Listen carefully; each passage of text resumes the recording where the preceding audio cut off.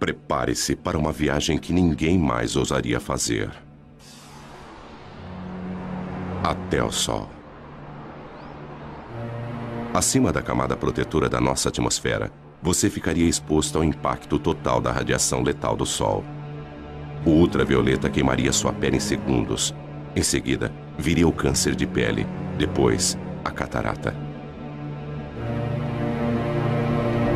Suas mãos estariam quentes o bastante para derreter chumbo, mas na sombra seus pés sofreriam um congelamento profundo.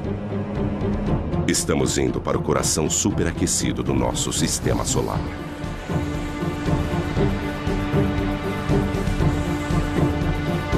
Aqui, forças invisíveis dão origem a arcos de fogo tão grandes que engoliriam a Terra.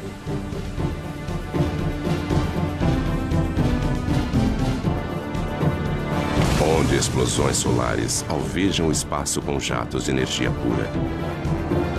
Se o nosso planeta Terra estivesse próximo de uma destas, seria vaporizado em segundos. Hastes de hidrogênio quente. Este prado vermelho é invisível para nós na Terra, onde ficamos ofuscados pelo brilho intenso que existe abaixo dele. Aqui, jatos de calor sobem e descem, cada um com o tamanho do Texas e com 1.600 quilômetros de profundidade.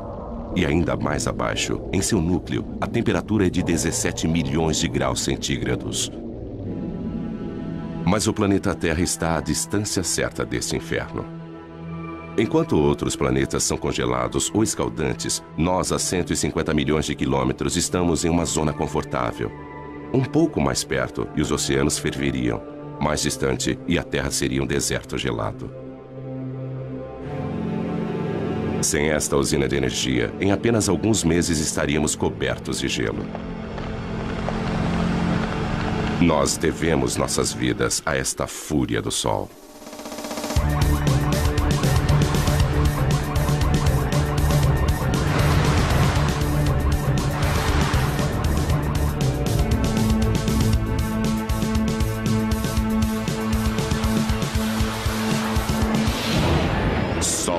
Indomável. O Sol sustenta a vida na Terra. Seu calor dirige nosso clima, evaporando a água dos oceanos e movimentando-a através dos continentes. A chuva e a neve tornam os terrenos adequados para a vida. Mas o nosso Sol não é apenas calor, também é luz. O milagre das plantas é sua habilidade em usar a luz do Sol para crescer. E após crescerem, criam um outro milagre. Através da fotossíntese, as plantas convertem a água e dióxido de carbono em carboidratos, liberando oxigênio. Como as plantas, os animais também aproveitam a energia do Sol. O calor do corpo de todos os animais já foi luz solar. Sem este calor, criaturas como o crocodilo não teriam energia para digerir seus alimentos. Uma câmera de mapeamento térmico mostra as áreas quentes, as protuberâncias nas costas do crocodilo que desenvolveram-se para captar o calor do Sol. Eles absorvem o calor através da pele, que o transporta para a corrente sanguínea. Os alimentos apodreceriam no estômago frio de um crocodilo. Nós também gostamos de nos deitar ao sol. E quando fazemos isso, obtemos mais do que apenas um bronzeado. Nossa pele começa a produzir ingredientes para as vitaminas que precisamos para sobreviver, usando reações químicas que são desencadeadas pela energia da luz do Sol. Nós devemos nossas vidas a esta imensa usina de força natural. Ela utiliza como combustível o elemento mais simples do universo, hidrogênio, o gás mais leve que o ar, que antigamente era usado para sustentar o voo das aeronaves. 1937, 70 toneladas de hidrogênio impulsionam o Heidelberg sobre Nova Jersey. Mas ocorre uma faísca.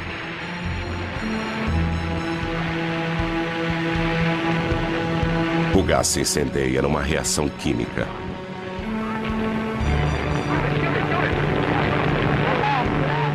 Mas o mesmo hidrogênio, através da fusão de uma reação nuclear como a do Sol, arrasaria Nova York.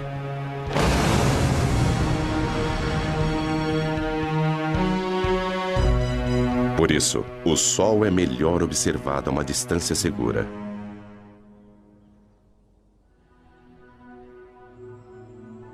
Lago Big Bear Mountain, onde o ar frio e tranquilo não é afetado pelas ondas de calor. O telescópio do observatório Big Bear pode filtrar o brilho do Sol. Ele focaliza apenas uma frequência específica de cor. E um novo Sol é revelado.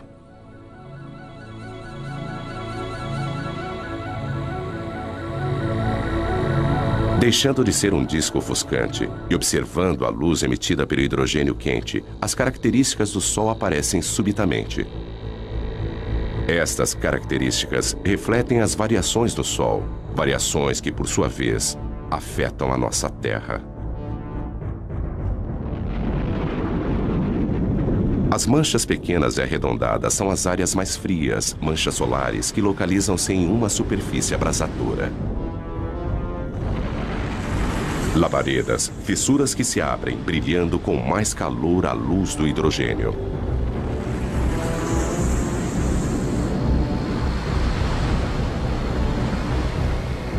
Estas manchas são algumas das áreas mais claras.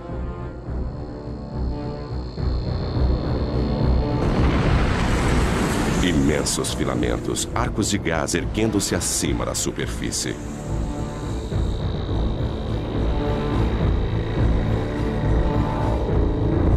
Vistos de frente, eles são as linhas escuras que serpenteiam sobre a superfície do Sol.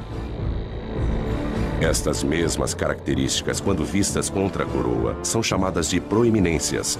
Elas curvam-se para o alto, grandes o bastante para engolir a Terra. Os segredos do Sol são revelados pelo alcance da radiação que ele envia para o espaço. Há muito mais na luz do Sol do que nossos olhos podem ver.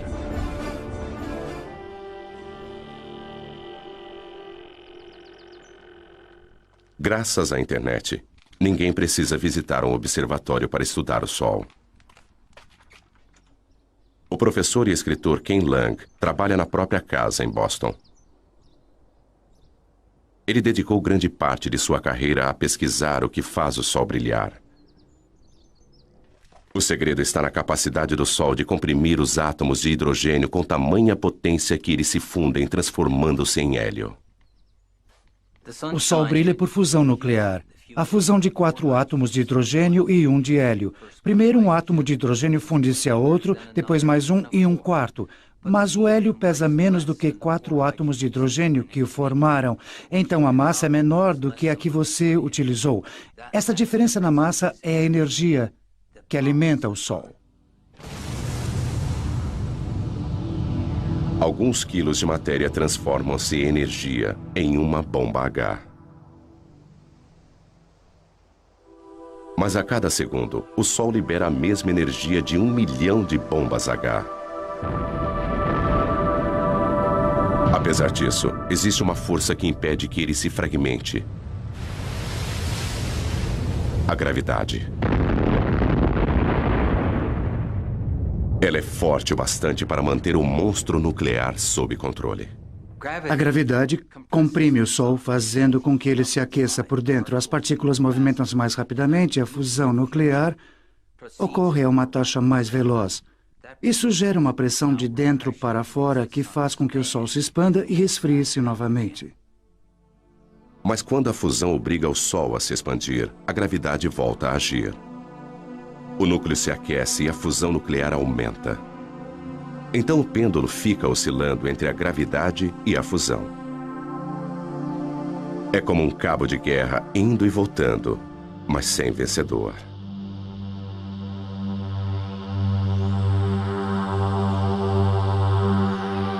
Tudo começou há 5 bilhões de anos, quando a gravidade agrupou uma nuvem de poeira cósmica. No núcleo, tornando-se mais denso e mais quente, o gás e a poeira fundiram-se.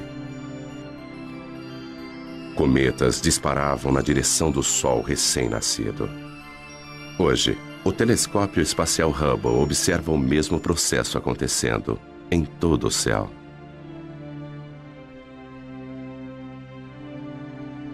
Nosso Sol é apenas uma entre bilhões de estrelas.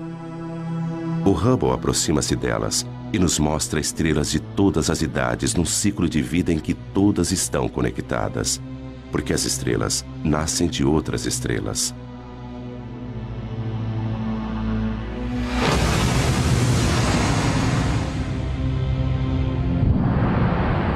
Uma enorme estrela explode e enche o espaço com seus fragmentos.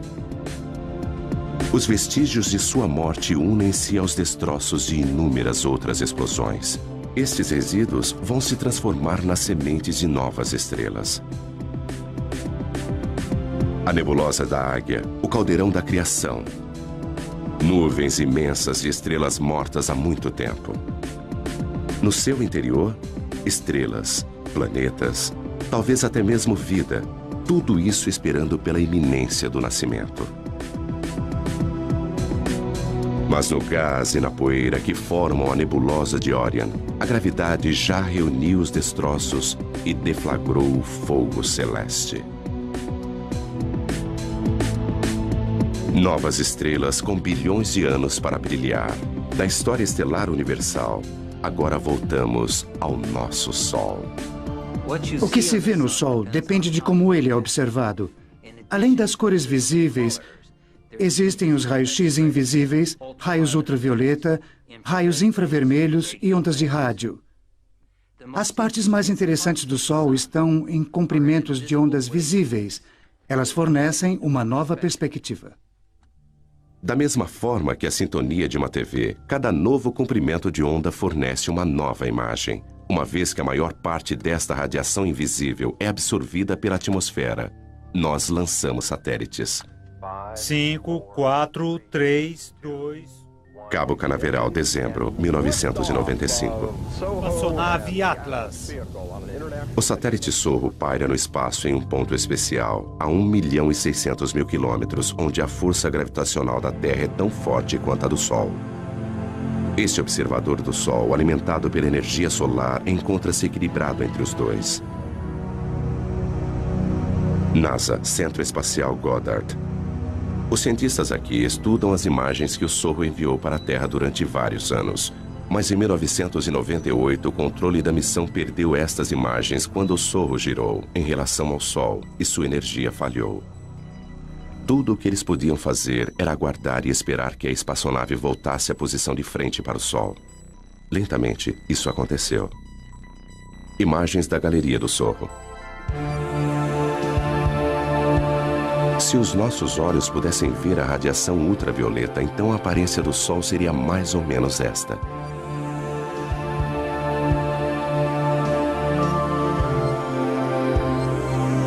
A visão de raio-x mostra manchas brilhantes e quentes.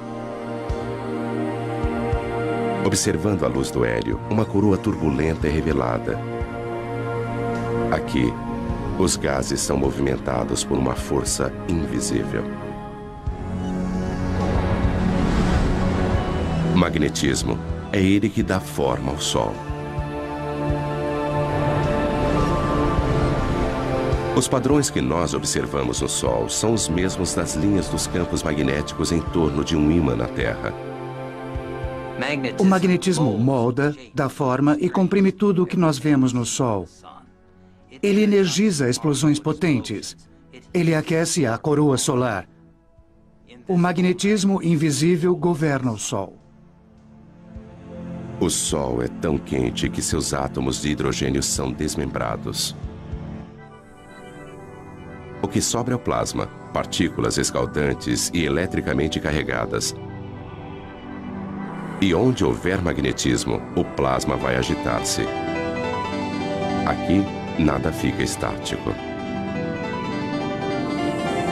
Este roda-moinho incontrolável é um furacão solar com 1.600 quilômetros de largura.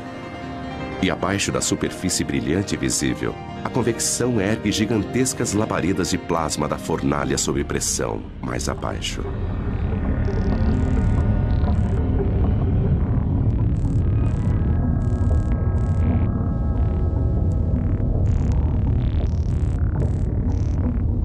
Ainda mais fundo, o plasma abrasador, prisioneiro do campo magnético, serpenteia em rios de fogo.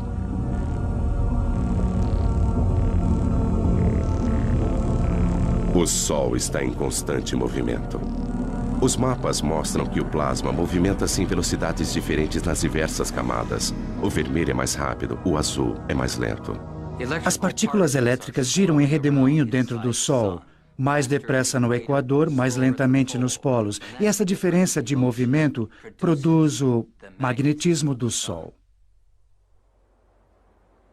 Isso pode ser estudado com o telescópio McMath.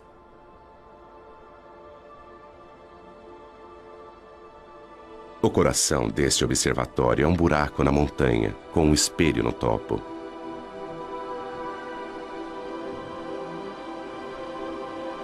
Don Jennings veio aqui para estudar o magnetismo do Sol. Apesar dele jamais alcançar a Terra, isso não vai impedi-lo.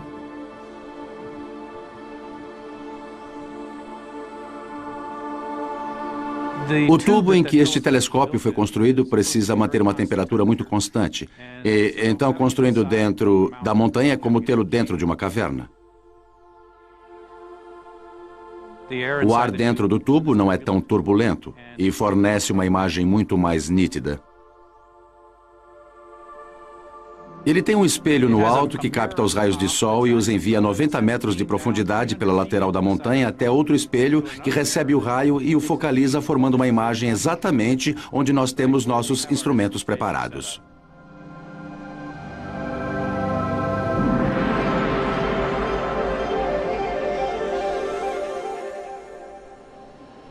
É possível ver uma grande mancha solar. E o mais incrível para mim é aquela mancha solar ali atrás. São duas manchas solares desta vez e não uma só. E como estamos planejando mapeá-las? Alinhe a fenda ali e deslize para... Don e Pedro Sada são mapeadores de campos magnéticos. É um trabalho duro. A paisagem e as manchas solares mudam constantemente. Manchas solares são áreas em que o campo magnético é muito forte e a atividade na superfície solar é muito intensa.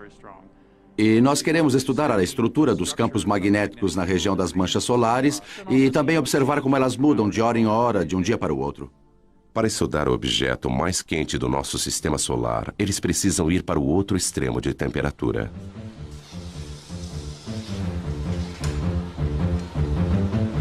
Nós precisamos encher nossos instrumentos com hélio líquido e nitrogênio líquido porque há um sensor dentro deles que precisa ser mantido a apenas alguns graus acima do zero absoluto a fim de operar corretamente. O que se vê aqui é um pouco do hélio saindo e formando vapor d'água no ar. Mas não se trata só de fumaça e espelhos. Há muita ciência séria acontecendo por aqui. Don e Pedro não podem medir diretamente o magnetismo do Sol, mas conseguem ver seus efeitos. O sensor congelado vai observar a radiação infravermelha do Sol e calcular as mínimas variações em sua cor. E agora está tudo pronto. Don, você pode instalar os filtros enquanto eu coloco a agulha no lugar, por favor? Ok. Campos magnéticos fortes alteram a coloração de algumas das luzes do Sol. Don e Pedro sabem qual deveria ser a cor, e observando o quanto ela mudou, eles podem mapear a força do magnetismo em torno de uma mancha solar. Ok, Don, eu vou focalizar a câmera para nós podermos ver melhor a mancha solar. Ok, faça isso. Eles criaram uma imagem de como o magnetismo se comporta em torno das manchas solares. O campo magnético proveniente daquela mancha solar é quase como uma fonte que eleva-se no centro, muito concentrado, depois se espalha. E geralmente as manchas solares ocorrem em pares, ou talvez mais. E o campo magnético é proveniente de uma das manchas, talvez como no Polo Norte de um ímã, e passa para outra mancha, que seria o Polo Sul. Dentro do imenso ímã do Sol existem estes outros ímãs. O plasma do Sol rastreia as linhas de campos magnéticos entre os polos norte e sul.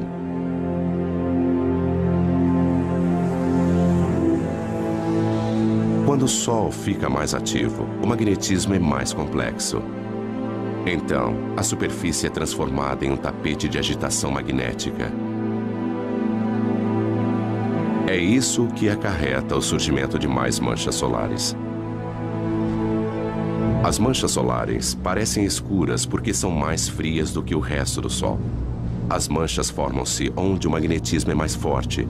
O campo de força invisível desvia o calor em ascensão daquelas partes da superfície, tornando-as mais frias.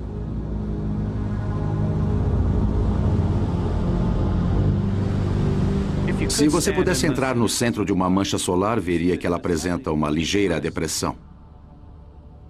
Tem mais ou menos o formato de um prato.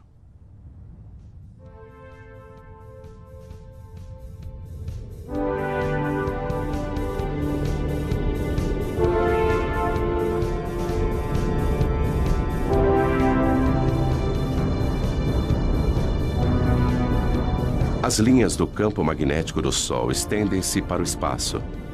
Às vezes, elas são delineadas por seus gases aquecidos e formam enormes arcos.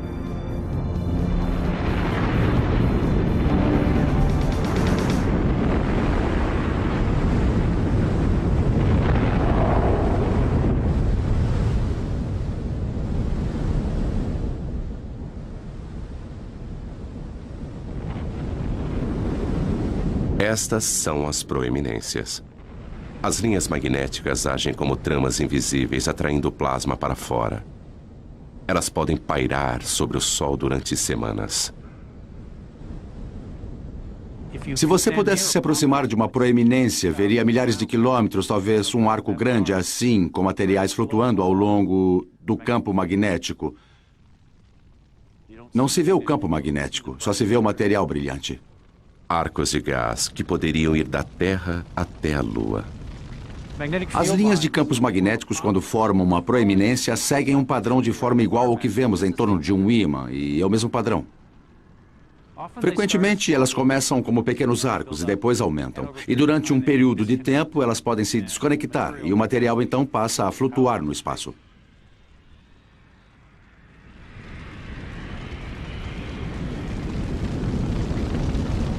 Um imenso estilingue solar lança longe milhões de toneladas de partículas.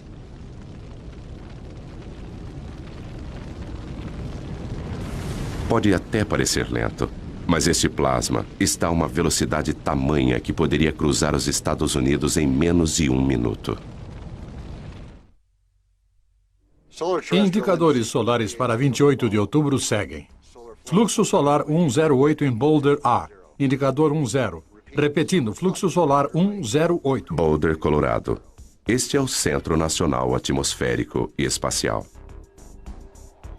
No Centro de Operações Atmosféricas do NOAA, nós monitoramos 24 horas por dia e 7 dias por semana. O indicador Boulder K0 100 horas UT em 29 de outubro era 3. Repito, Hoje, 3. Courtney Williamson é o meteorologista do centro. Outras pessoas pesquisam e mapeiam as atividades do Sol. Uma das nossas preocupações é a atividade explosiva do Sol. A atividade solar vai estar baixa. Estas áreas mais claras são áreas de campos magnéticos muito fortes, e às vezes estes campos magnéticos tornam-se muito carregados.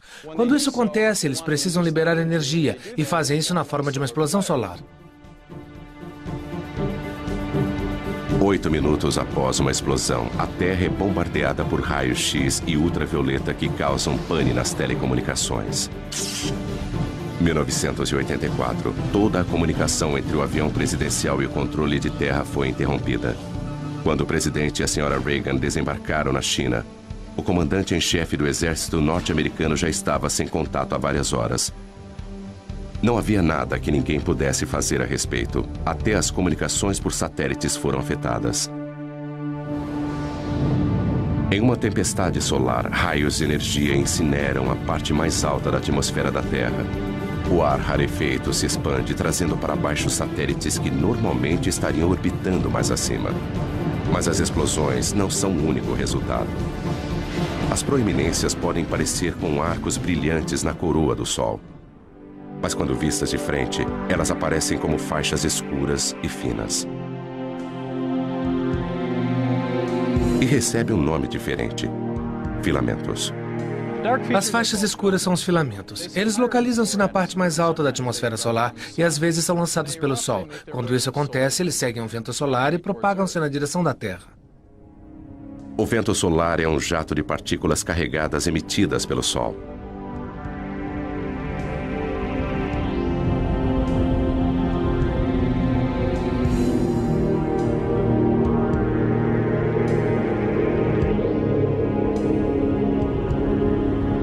Nossa estrela sofre constantes explosões, enviando milhões de toneladas de elétrons e prótons para o espaço a cada segundo.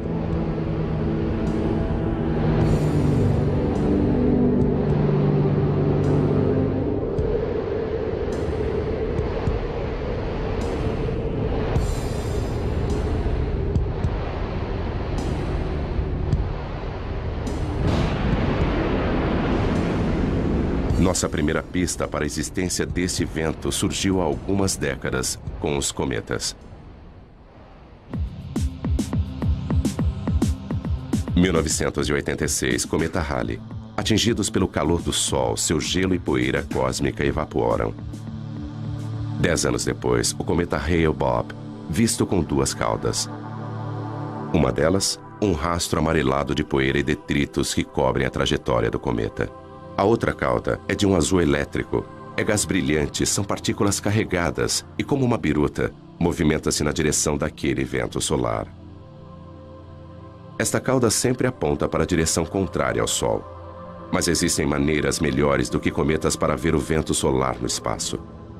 Os satélites alimentam os monitores no Centro Nacional Atmosférico e Espacial. Estas são a densidade, a velocidade e o campo magnético do vento solar. Elas mostram a Joe Canches exatamente como o vento solar está soprando. No momento, a velocidade está em torno de 1.600.000 km por hora. Se fosse o dobro disso, nós teríamos uma condição que sabemos estar relacionada a atividades intensas de tempestades geomagnéticas na Terra. O Sorro pode vislumbrar a tempestade no horizonte. Como um disco no centro para filtrar o brilho do Sol, ele vê as partículas que estão sendo emitidas pelo Sol.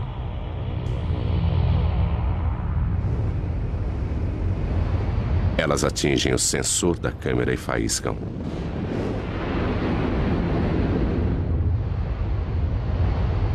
Várias explosões de partículas vão bombardear o campo magnético da Terra.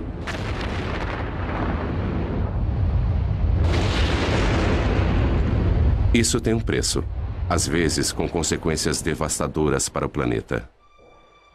Esta imagem computadorizada mostra o campo magnético da Terra sendo bombardeado em 1997 por gigantescas rajadas de vento.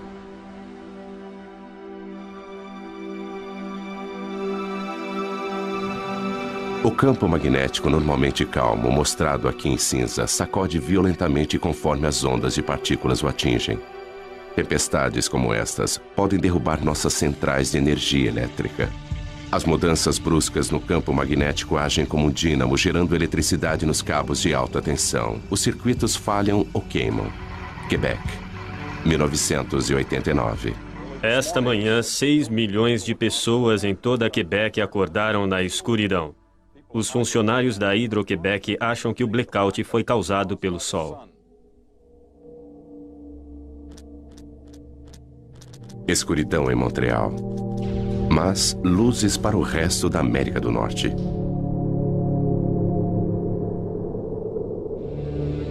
As partículas que derrubaram a energia em Quebec alcançaram a Terra e produziram a aurora boreal e austral.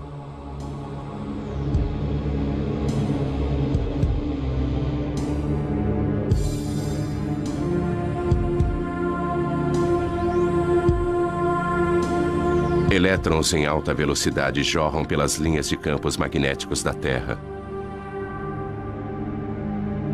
Como a eletricidade que faz brilhar uma lâmpada de neon, eles colidem com o oxigênio da nossa atmosfera e brilham.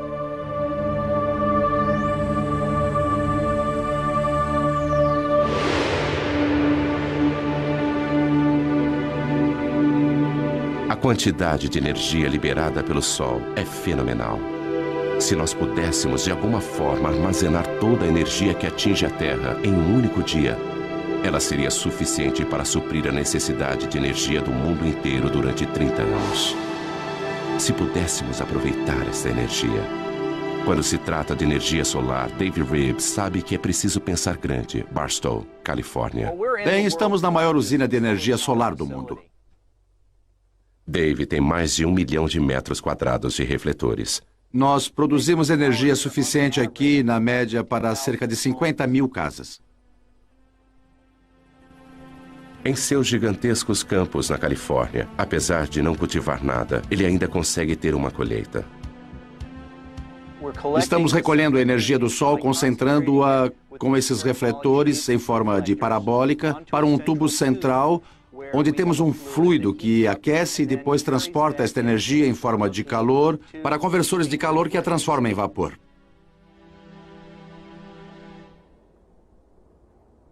O fluido dentro do tubo é óleo, aquecido pelo calor do Sol. Mais quente do que chumbo derretido, cada metro quadrado de refletores capta energia suficiente para alimentar 5 aparelhos de TV.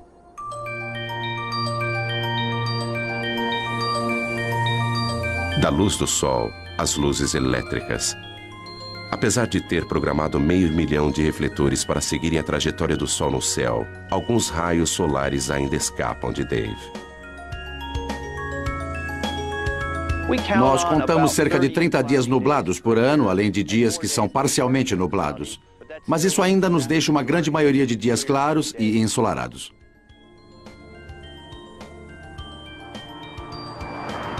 A energia solar jamais vai fornecer toda a nossa eletricidade. Mas por que tentar captar a energia de uma estrela a 150 milhões de quilômetros de nós? Algumas pessoas querem uma estrela um pouco mais próxima.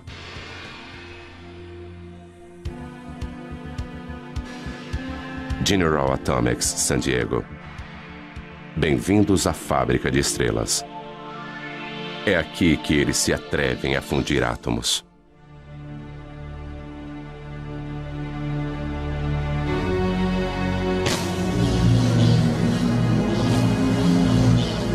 Em um certo sentido, nós somos como uma mini fábrica de estrelas. Nós produzimos algumas coisas muito quentes aqui, muito mais quentes do que qualquer outra coisa na Terra. Rick Lee vai entrar na pequena câmara, onde os cientistas estão tentando produzir uma estrela na Terra. Ele veste roupas protetoras para manter a asepsia. Um contágio a 200 milhões de graus de temperatura causaria danos inimagináveis. Esta fábrica de sóis é a última tentativa de um sonho de 50 anos, uma fusão nuclear controlada. É um monstro da engenharia. Tudo isso para tentar reproduzir o que o Sol faz todos os segundos de todos os dias. Apesar de ser um cientista, para embarcar nesse projeto, Rick precisou aperfeiçoar-se em uma arte. Bom, é meio apertado aqui. É como dar à luz. Mas se eu ficar de lado e for avançando por aqui... Espera. Girando um pouquinho... Colocando os pés aqui em cima e andando pela parede, não é assim tão difícil. O Sol comprime os átomos juntos com a gravidade. Rick utiliza uma outra força.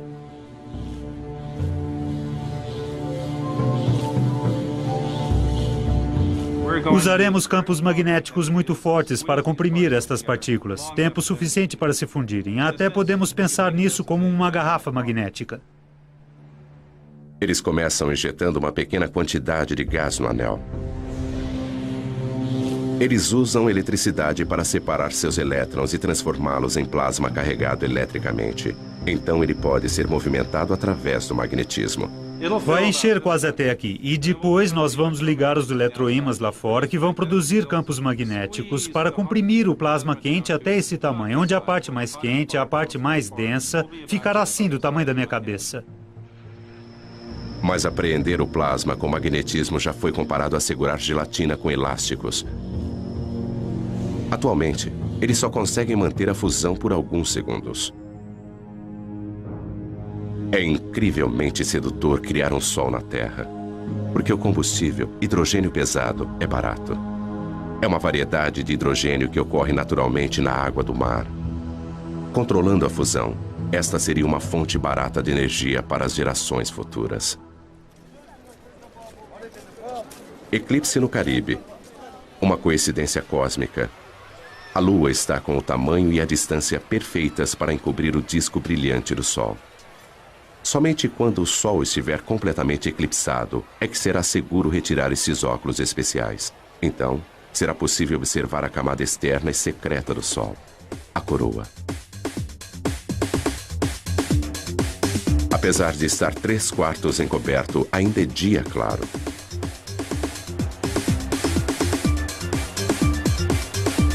A escuridão diurna abate-se sobre Curaçao.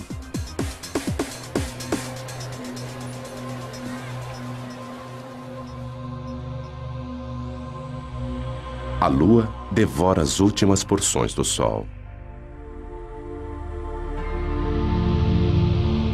Falta pouco.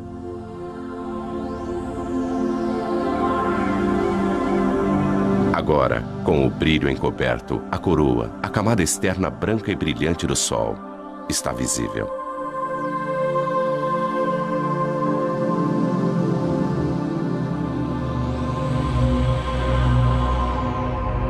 Surgindo acima do sol, um pontinho de luz, e mais um a sudoeste. São Júpiter e Vênus. Apesar da Terra estar na escuridão, estes dois planetas, a milhões de quilômetros de distância, estão no lado iluminado do Sistema Solar. Mais abaixo, às 2 da tarde, está escuro como a noite. Imagens de um outro eclipse. Nem todos os campos magnéticos são arcos fechados. Alguns estendem-se para fora e a coroa os segue em raios. As linhas magnéticas lançam-se para o espaço e, às vezes, é possível ver uma proeminência.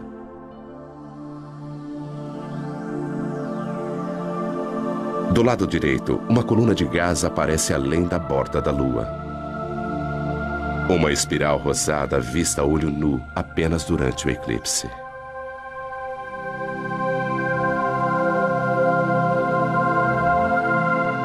Mas o eclipse no Caribe termina em apenas alguns minutos.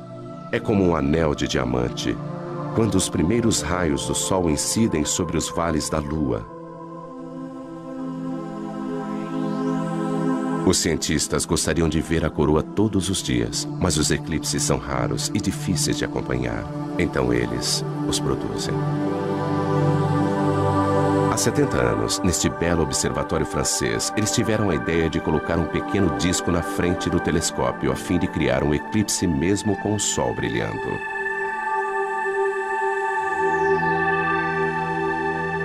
Eles observam o que acontece em torno da coroa do Sol. Durante 2 semanas, as proeminências aparecem e somem, e a expulsão de partículas enche a coroa e aumenta o vento solar. Isso dá ao Sol um halo avermelhado. Fora da nossa atmosfera, o satélite Sorro consegue uma imagem ainda mais clara. Combinando isso com uma imagem do Sol, nós podemos ver como a atividade na superfície lança partículas na coroa.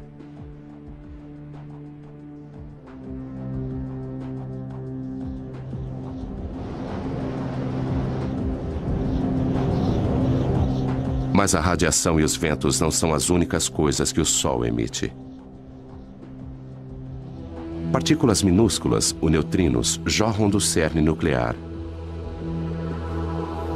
Um subproduto da fusão. Eles são como o resíduo do escapamento de um carro, que podem nos indicar como o motor nuclear está funcionando. Sudbury, Ontário. O Observatório de Neutrinos Solares. Durante 3 anos, a mais de 1,5 km de profundidade, eles escavaram uma imensa caverna com 10 andares de altura. O coração do detector, onde eles esperam capturar alguns neutrinos, é um gigantesco tanque de água. Se nossos olhos pudessem ver os neutrinos, eles choveriam com mais violência do que a pior nevasca imaginável. Nada entra em seu caminho. Atravessar 2.000 metros de rocha não é nada para essas partículas.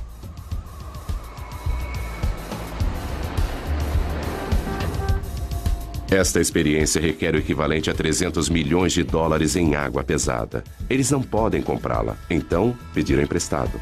Lá se vão mais de 6 milhões de dólares pelo ralo.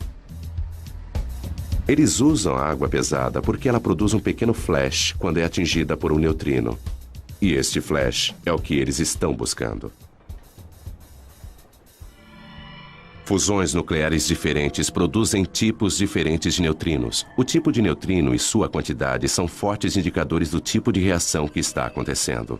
Nenhum outro experimento pode nos contar tanto a respeito do núcleo do Sol. Existem cerca de 100 bilhões de neutrinos passando através da ponta do meu dedo a cada segundo. Mesmo assim, com 1.000 toneladas de água pesada, o melhor meio para detectar neutrinos no nosso detector só acontece uma vez por hora, de um neutrino produzir um flash de luz que nós podemos observar. Descendo, no nosso caso, a uma profundidade de 2.000 metros, nós temos um grande paredão de rocha para evitar que os raios cósmicos atinjam o nosso detector. Assim, se colocássemos o detector na superfície da Terra, ele brilharia como a aurora boreal.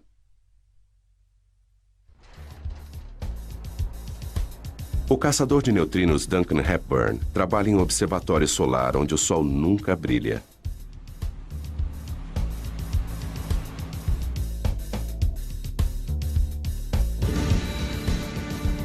Mas além de desvendar os segredos do núcleo do Sol, este experimento também vai nos contar a respeito dos próprios neutrinos. Com este conhecimento, estaremos no caminho para saber o destino final do cosmos. O observatório de neutrinos precisa ser um lugar extremamente limpo. Tudo no mundo é radioativo, em certo grau, em níveis baixos. E a nossa defesa é manter o lugar extremamente limpo para que não caia nenhuma poeira no detector. Este laboratório subterrâneo é mais limpo do que uma sala de cirurgia. Duncan precisa se higienizar. Todo mundo que entra toma um banho. O mecanismo básico para detectar um neutrino ele vem do Sol, através de nossa Terra, para dentro da água pesada. Água pesada. Mas os átomos de hidrogênio desta água têm um nêutron extra. Esse nêutron é o alvo. Quando é atingido por um neutrino, uma partícula de alta velocidade é liberada. Pense nisso como um jogo de bilhar e, de repente, nós veríamos uma bola correndo muito rápido. Ele produz um cone de luz azul. Portanto, em torno do tanque de água pesada, colocamos 10.000 sensores de luz que estão sintonizados para captar esta luz azul e contar sua incidência. Este cone de luz indica a direção de onde veio o neutrino. Este é um sinal muito valioso, porque nós sempre podemos comparar com o lugar onde achamos que o Sol se encontra no céu naquele momento. Além de desvendar os segredos do Sol, o projeto Sudbury conseguiu nos ensinar muito, muito mais. A questão mais fundamental da ciência pode ser respondida aqui. Os flashes na água podem revelar quanto os neutrinos pesam. Sabendo disso, podemos prever o futuro do universo.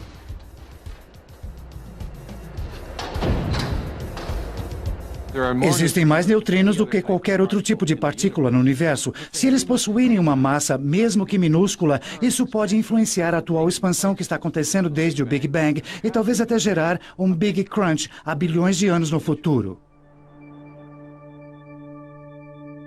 Mas qualquer que seja o fim do universo, a morte da nossa estrela acontecerá bem antes.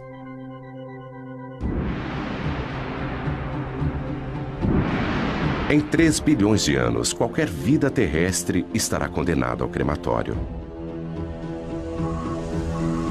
O Sol perderá seu equilíbrio e o pêndulo vai se alternar entre a fusão e a gravidade. O hidrogênio remanescente vai aflorar e explodir para fora, enquanto o núcleo de hélio vai brilhar muito mais do que o hidrogênio jamais brilhou.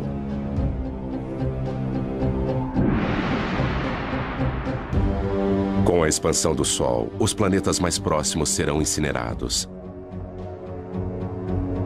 As calotas de gelo de Marte derreterão.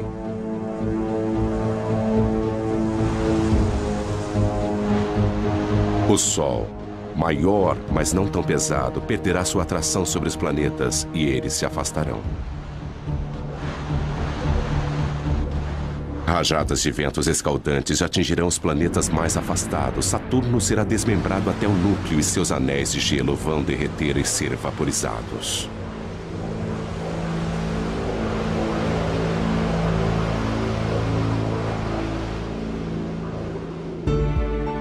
Antigo gigante, Júpiter agora parece modesto, encoberto por sua lua Europa, cuja calota de gelo derreteu e transformou-se em oceanos. O sistema solar está irreconhecível. O Sol consome a si mesmo agora, tornando-se uma anã branca, alimentando-se das cinzas elementares das fusões anteriores. Em sua fase final, ele lança imensos jatos de poeira cósmica e os resíduos de sua morte alcançam muito além de seus antigos planetas. A ampulheta esgotou-se para o sistema solar. O Sol, que nutria e proporcionava vida para seus filhos, agora os devora. Ele lança suas cinzas ao vento cósmico para que sejam reunidas em nuvens e depois formar novas estrelas, novos planetas e talvez nova vida.